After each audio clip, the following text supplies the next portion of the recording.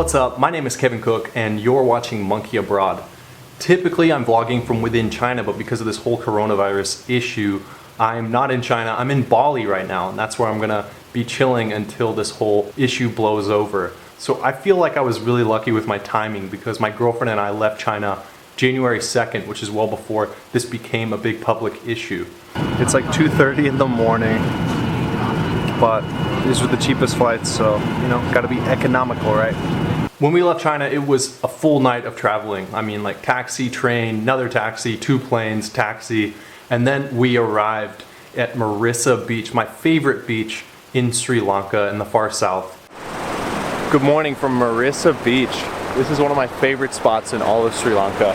I spent like a month here last year, and this time I'm back with my girlfriend Tina. You know, I'm not much of a morning person in general, but if there's a beautiful beachside out my back door, then I am definitely a morning person. I'm up at 6 a.m. every day so I can be out here. Because in the afternoon it's pretty packed with people, but right now we've got the beach all to ourselves. And of course, these dogs.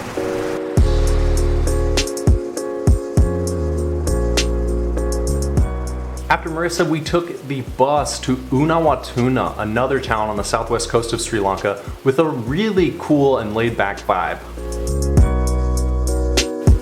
From here, we took a day trip to Gale, which is home to this beautiful Dutch fort built in the 17th century.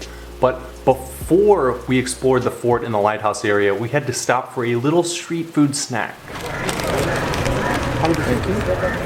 2 delicious egg rotis here for breakfast in Gale Fort. We're here in southern Sri Lanka, the southwest coast of Sri Lanka. There's an old Dutch fortress behind us, and here they have egg roti for sale for only 50 rupees. Ooh, it's a little bit spicy.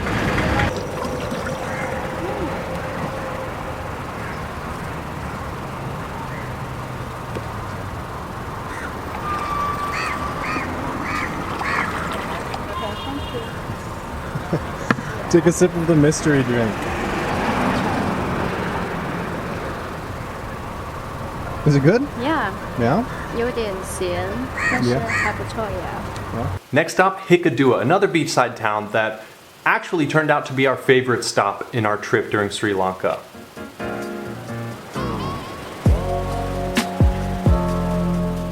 Amid all of these expensive resorts and hotels beachside, we found this little spot that was only $8 a night right by the beach. And the coolest thing was, right when we walked outside of the beach, we saw tons of these massive sea turtles. And it wasn't like a zoo or anything, they just naturally come up to the shore. It's super cool, and you can feed them seaweed and just interact with them.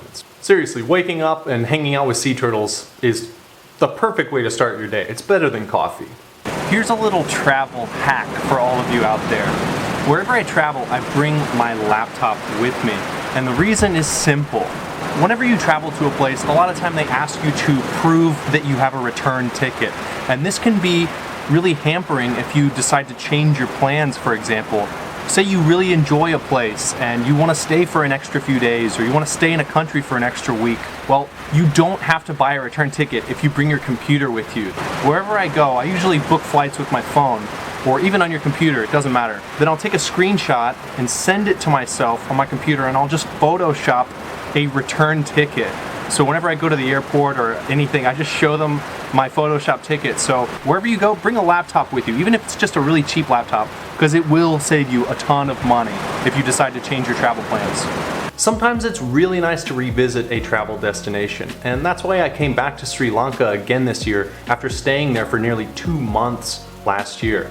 Especially because I brought my girlfriend with me, which allowed me to see Sri Lanka again from a whole different perspective. During our time there, we really only spent time by the beach, and that's because I'm a total beachhead. Which brings me here to Bali. This is where I am right now.